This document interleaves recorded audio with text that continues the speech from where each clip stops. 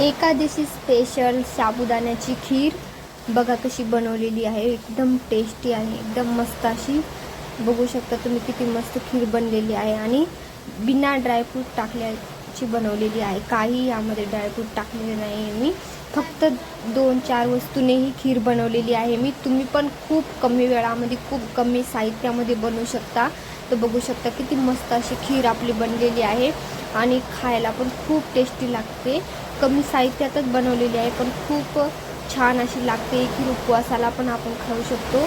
तर अशा पद्धतीची खीर ही बनवलेली आहे। तर ही रेसिपी कुणाकुणाला आवडते नक्की लाईक करा, चॅनलला सबस्क्राईब करा।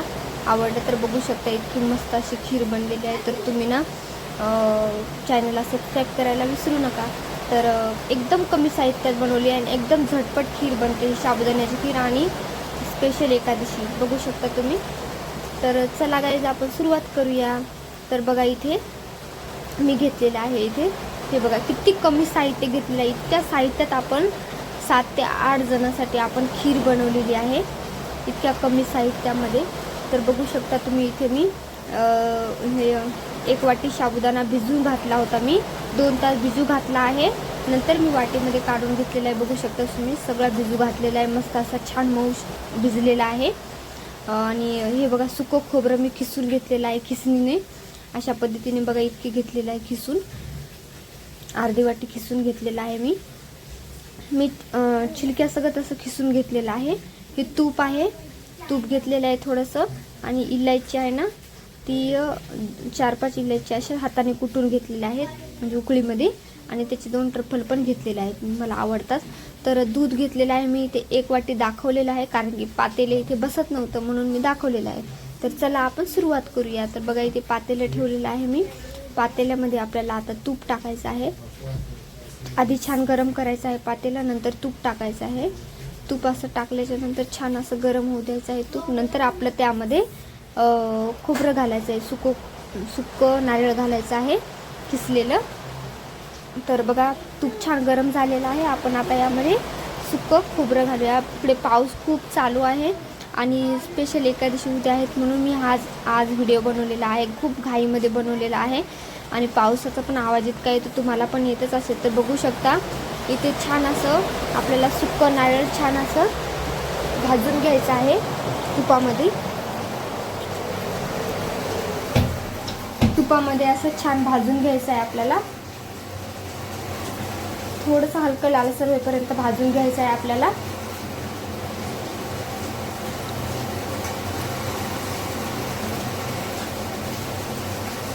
अशा पद्धतीने भाजून घ्यायचं आहे आपल्याला लालसर, जास्त लालसर करायचं नाही। आणि खोबरं ना एकदम सुकं खोबरं आहे ना, तर ते सुकं नारळ आहे ना ते एकदम जळून जातं जास्त वेळ ठेवलं तर, त्याला हलवत राहायचं नाहीतर खूप जळून जातं लवकर।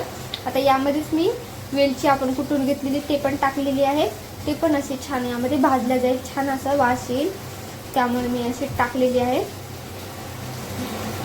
आता यामध्ये मी दूध टाकणार आहे। तर बघू शकता पहिले मी एका कटोरीमध्ये दूध काढून घेतलं होतं ते टाकणार आहे। आपण आता गॅस बंद कमी केलेला आहे आणि टाकलेलं आहे। बघू शकता तुम्ही दूध असं केल्याने ना म्हणजे फाटणार पण नाही आणि म्हणजे उडणार पण नाही जास्त। तर बघू शकता आता मी पूर्ण पातेल्यातलं मी 1 लिटर दूध घेतलेलं आहे। तर बघू शकता इथे मी वाटीत दाखवलं होतं कारण की प्लेटमध्ये तेवढं ठेवण्यासाठी जागा नव्हती ना म्हणून। तर बघू शकता पातेल्यामध्ये दूध गरम करून घेतलेलं आहे, यामध्येच 1 कटोरी मी काढून घेतलं होतं। तर हे पूर्ण 1 लिटर दूध आहे, तर हे पूर्ण टाकून घेते मी। पूर्ण दूध टाकून द्यायचं आहे आणि छान मिक्स करून घ्यायचं आहे आपल्याला। हवं तर या पातेल्याला धुवून पण थोडंसं पाणी घालू शकता यामध्ये तुम्ही, कारण की त्याला पण मलाई आणि दूध लागलेलं असतं ना, थोडंसं टाकायचं पाणी। तर बघू शकता अशा पद्धतीने छान असं मिक्स करून घ्यायचं। आणि तुम्हाला वाटत असेल यामध्ये ड्रायफ्रूट्स घातलेले नाहीत तर कशी टेस्ट येते, तर ना सुक्या नारळाची पण इतकी मस्त अशी टेस्ट येते। आणि बघा यामध्ये मी केसर पण घातलेले आहेत, केसराच्या काड्या पण घालायच्या आहेत आपल्याला 7 ते 8। तर अशा पद्धतीने ना खूप टेस्टी लागते ही खीर साबुदाण्याची, खूप मस्त लागते। आणि आपल्याला ना आता हे छान असं दूध ना 2-3 उकळ्या काढून घ्यायच्या आहेत, छान अशा 2-3 उकळ्या कमी गॅसवरती काढून घ्यायच्या आहेत। दूध थोडं आटून गेलं ना तर बघू शकता अशा छान उकळ्या काढून घ्यायच्या। आणि दूध आपण पहिले पण छान असं कमी गॅसवरती गरम केलेलं आहे आणि आता पण थोडंसं 2-3 उकळ्या काढेपर्यंत थोडंसं आटून कमी होतं, तर ते ना खूप छान लागते दूध, म्हणजे खीर पण खूप छान लागते त्याची. तर बघू शकता अशा पद्धतीने छान अशा उकळ्या काढून घ्यायच्या आहे. आणि उकळ्या काढल्याच्या नंतर आपल्याला ना 2-3 उकळ्या काढल्याच्या नंतर आपल्याला यामध्ये साबुदाणा घालायचा आहे. तर साबुदाणा बघू शकता तुम्ही असा एका वाटीत काढलेला आहे. तर मी ते आता टाकणार आहे साबुदाणा टाकायचा आहे.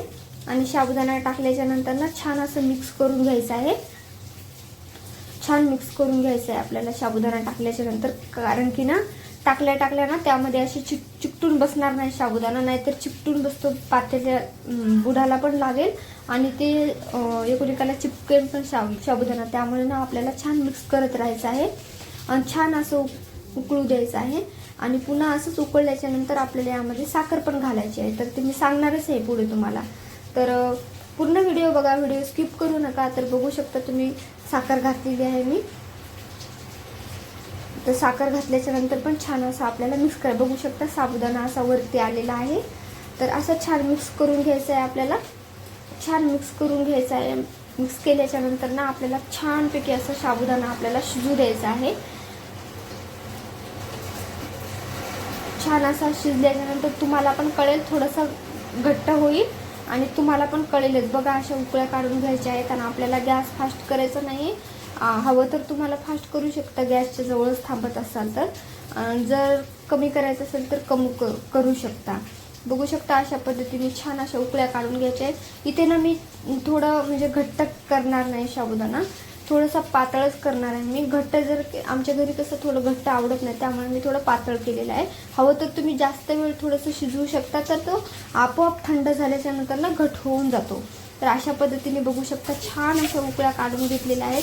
आता ना आपण प्लेटमध्ये काढून कटोरीमध्ये पण काढून तुम्हाला दाखवते मी. तर आपला आता शिजतच आलेला आहे साबुदाण्याची खीर. तर बघू शकता तुम्हाला कशी वाटली ही रेसिपी नक्की कमेंट करून सांगा. आणि खीर बनलेली आहे आता. बघू शकता तुम्ही मी थंड पण करून घेतलेली आहे. तर थंड झाल्याच्या नंतर पण बघू शकता तुम्ही अशी थोडी घट्ट झालेली आहे. याच्यापेक्षा जर घट्ट आवडत असेल तुम्हाला तर थोडंसं शिजवून घ्या. 2-3 ते 5 मिनटं शिजवून घ्या आणि नंतर असं ठेवून द्या थोडा वेळ, तर ती आपोआप घट्ट होईल. तर बघू शकता इतकी मस्त अशी खीर जमलेली आहे. आणि कोणाला ही रेसिपी आवडली नक्की कमेंट करून सांगा आणि चॅनलला सबस्क्राईब करायला विसरू नका. तर बघू शकता मी इथे वरतून सजवण्यासाठी केशर टाकले आणि बिना ड्रायफ्रूटची खीर आहे. नुसतं सुक्कं खोबरं टाकलेलं आहे, सुक्कं नारळ टाकलेलं आपण. या काही टाकलं तर आवडलं तर लाईक करा, चॅनलला सबस्क्राईब करा. थँक्यू.